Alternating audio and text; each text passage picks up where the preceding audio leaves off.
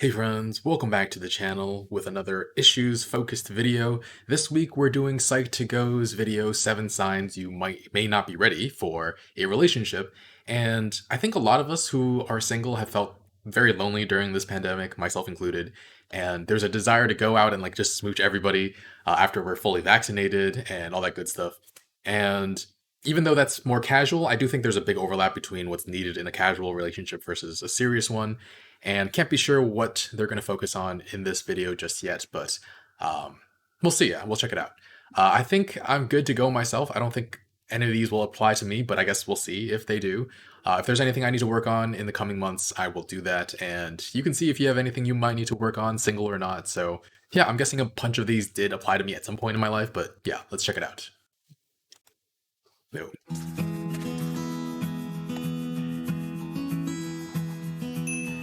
Wink. Hello, Psych2Goers. We just want to take the time to thank you for all your kind support. We're a team of dedicated, Okay. passionate, and hardworking individuals who come together every day. Who with runs this one channel? I didn't goal even in know. mind. We want to make psychology come alive for you. We are self-funded and recently launched our Patreon. If you enjoy the work we do and find it Is that how you meaningful, really pronounce it? please stick around until the Whoops. end of the video for I'm just kidding. information on how to It's get more not. involved with us and all the cool rewards Patron. you can get from So us. it's Patreon. We hope you Yeah. enjoy this video. Have you been going on dates and wondering whether you should start a relationship? Or maybe you just moved because you got a new job, you're going to school. Since you don't know anyone and want to build connections, you might be asking yourself, should I date and seek a relationship? Due to social norms, we may often feel pressured to date when we're single, but entering a relationship is a huge commitment.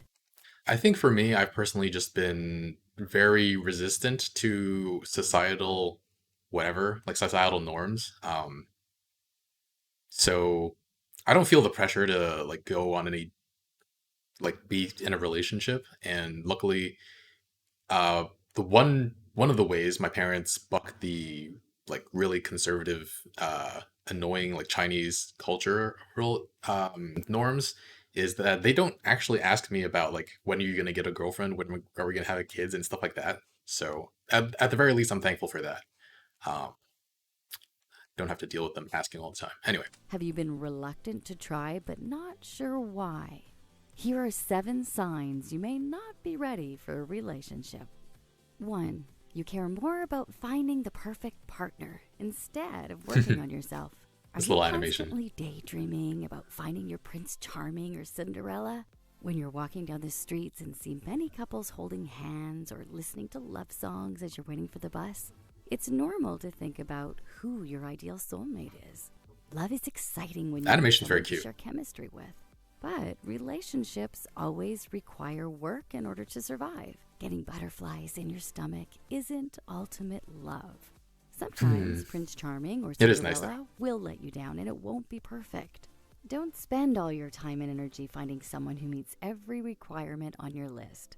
Instead, work on being the best version of yourself. That's good advice. I think personally, I don't spend a lot of time daydreaming about a particular kind of person. I keep wanting to make a list of qualities that I value in a person, but I just don't. I don't know necessarily that thinking about that type of thing means you're not ready.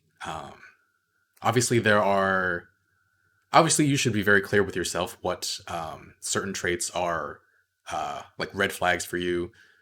Personally, I can't date anybody who is right of who is neoliberal and further right. That's a big thing for me.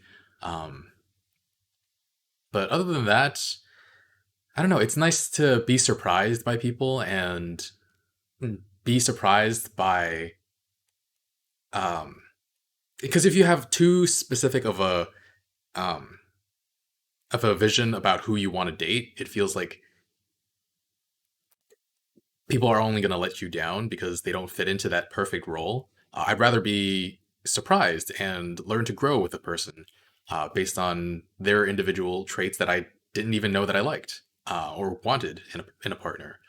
Um, but yeah, I think definitely that was good advice about focusing on yourself, making sure you're the best person that you are, so that um, Yeah, you're obviously you'll be more attractive to whoever is a better fit for you if you are a better version of yourself. So, and also you wind up not burdening them with whatever issues you have when you're together because it's very very rare that you can that like I don't even know if it's rare or if it's like doesn't happen at all that a relationship can make you happy if you weren't happy by yourself before. So anyway, let's continue. Number two. 2. You're still working on your goals and discovering who you are.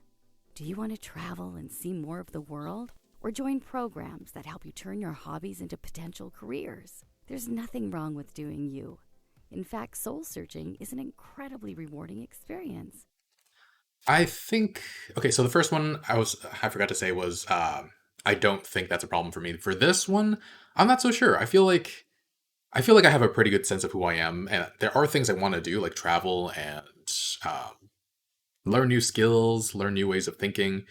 But I also think that these are very possible to do um, with a partner, depending on how much soul searching you need to do. You don't want to soul search and eventually be like, oh, I don't want this person anymore. I think I'm pretty set in um, who I am as a person, but there are a lot of things that I want to do that I would love to share with a partner or sometimes even with friends.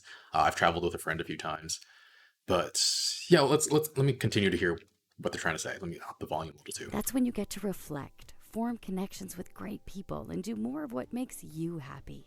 3.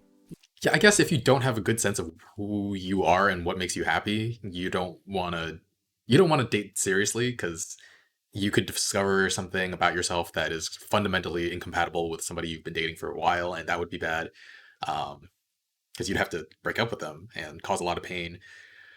I guess casual relationships don't apply here for the first two that much. I guess, yeah. Yeah. You want someone to save you. It's not Oh, that's a big romantic to have one. someone Don't do save you that. from your problems Uh, or misery. If you're unhappy or want an easy way out of your problems, a relationship is not the answer. You can't expect someone to be your hero or stop the hurt from hurting. It's dangerous to use relationships to distract yourself from your problems. In fact, this can even attract toxic partners who feed off of codependent behavior. Live your life actively and don't wait for someone to show up. If you need help, that's normal and healthy. Surround yourself with supportive people who can be there for you on bad days. so, yeah, on that topic, you might attract people who are toxic. You might actually even, people might even target you because um, they think they can groom you in a certain way. The worst of the people out there will try to gaslight you, will try to isolate you, and if you're their only, if they are your only source of happiness or positive reinforcement, then they basically have free reign over you, and you will find it very, very difficult to break up with them. I've never personally gone through something like that before, but yeah, you have to surround yourself with people that care about you, who you care about. You can't just have one person be everything because even if even if they're not toxic, even if they're perfectly healthy and they want to be there in all the ways that you need them to be or want them to be, uh, they can't be there for you 24/7, and it's a huge burden you're placing on that particular person. So yeah, definitely learning to be happy. I've already mentioned this before, but learning to be happy by yourself is a big deal for you try to enter a relationship, a serious relationship, I guess. I feel like I feel like even with casual ones, things bubble up to the surface anyway, these little tiny things. Anyway, let's continue. 4. You want to save someone else. You can't change or Uh fix huh. someone's damage. When you want to rescue someone from their bad Yeah. habits, you will consider them more as a project instead of someone you want to be in a relationship Safe. with. Although it's possible to fall in love with someone you want to save, this doesn't create the best or healthiest relationships. Trying to change someone who meets your expectations will only leave you with disappointment. Everyone has the capability to change, but through their own will and at their own pace. Okay, so that's good. Definitely good advice. I think if you are, I think I've been attracted to a couple of people who were clearly not ready to be in relationships, and um, yeah, I think what I did was try to be their friends first and just try to help them in whatever way, suggest going to therapy sometimes. Some of them did, some of them didn't. But yeah, it's not you. I'm trying to figure out what to say here, but you don't want to be a kind of martyr where you have to go through all the things that are necessary to save someone. They might not want you to save them at all. They might be comfortable with where they're at. You might be focusing on something that they might not think is a problem.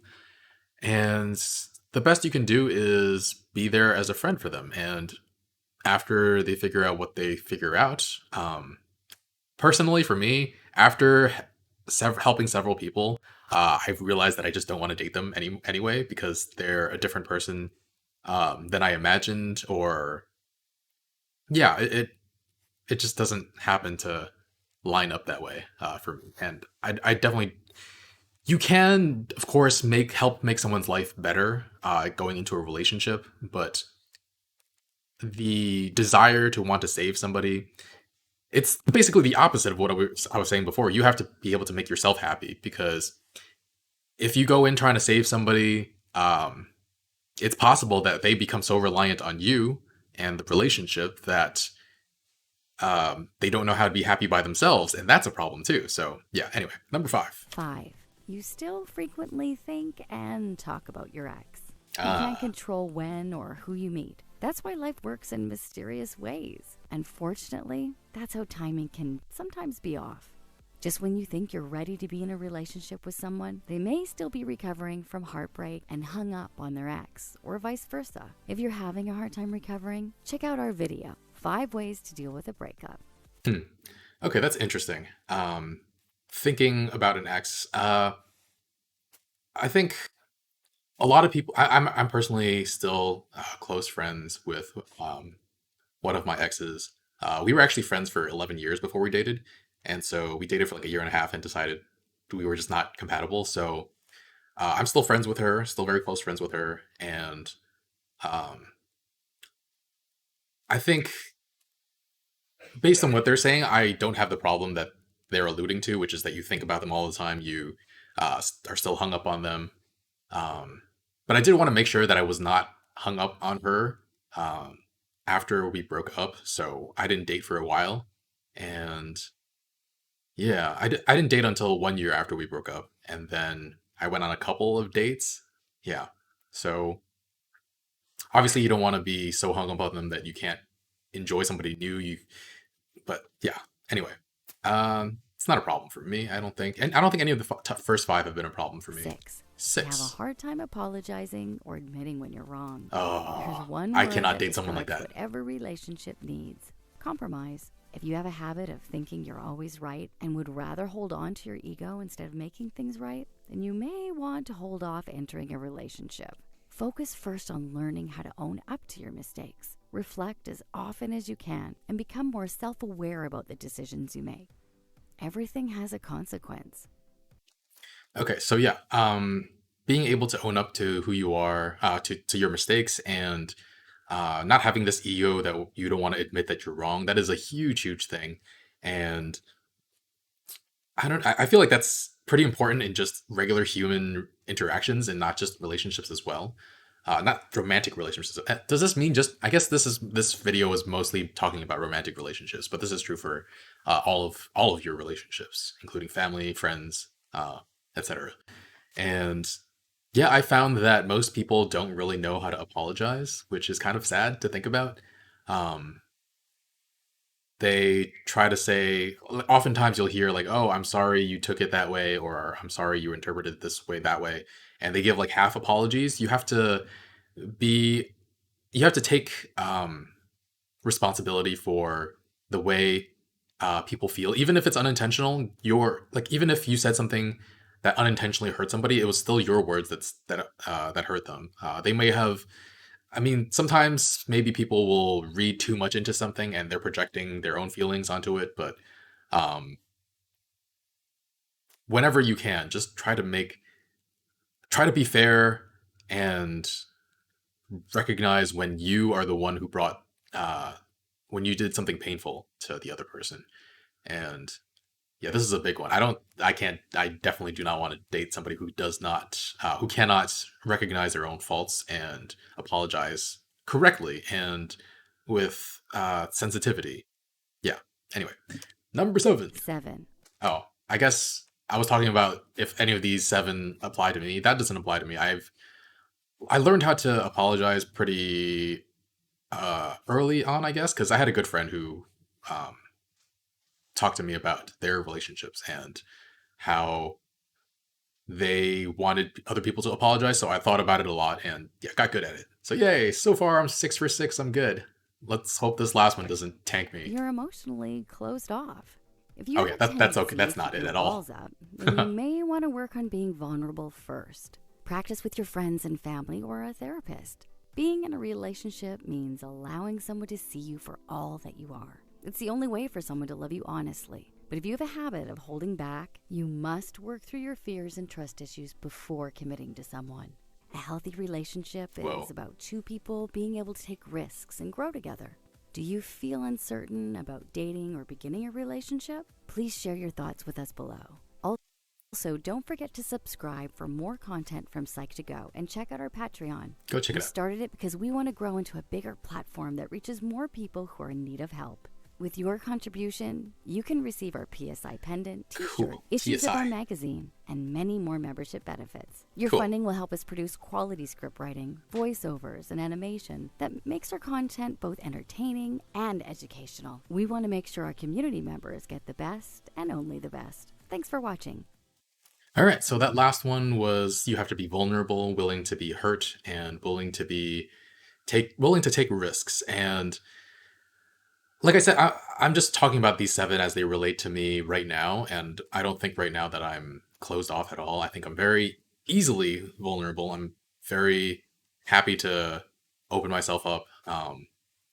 Un, I, that's not to say that I was not closed off for a very long time.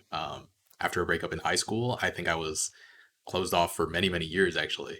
So, so I think I didn't take a moment to think about if all of these applied to me several like in the past, but none of them apply to me right now, so I'm happy for that.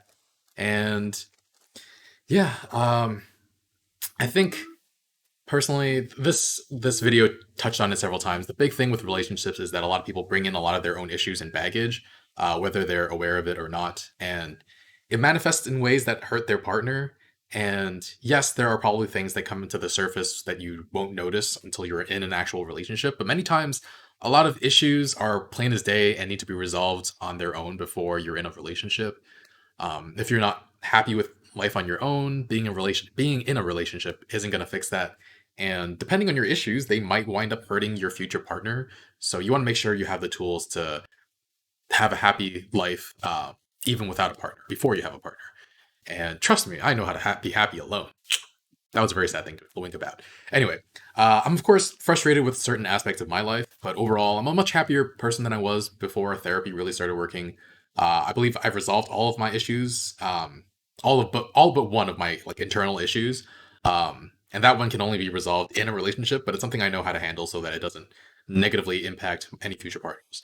So yeah, even though my circumstances have been a little dog shit, I'd say I've been pretty happy the last 2, maybe even 3 years. So I don't think any of these 7 things really apply to me. So I think I am ready for a relationship. The sad part is I'm picky as heck. I don't have a list of like the perfect person, qualities I want in a perfect person, like they mentioned in the first one. But I've only really wanted to be in a long-term relationship with like 3 people in the last like 10 years, and only one of those worked out until it didn't. So yeah, casual relationships for me, probably until I find someone right for me. I'm ready, but it'll happen when it happens. Anyway, I made this a little bit more about me than I intended. Hopefully this video helped you realize any problem areas you need to tackle, or maybe you're problem free and you can go out with additional confidence and smoosh whoever you want. If that's the case, hit me up. I'm kidding. Don't form parasocial relationships with YouTubers. That's a whole different story. But anyway, leave a like, really helps the channel. Any more signs you can think of that might mean you may not be ready for a relationship, you can leave in the comments. But yeah, thanks for watching. I'll see you guys next time. Bye, friends. Where's the button?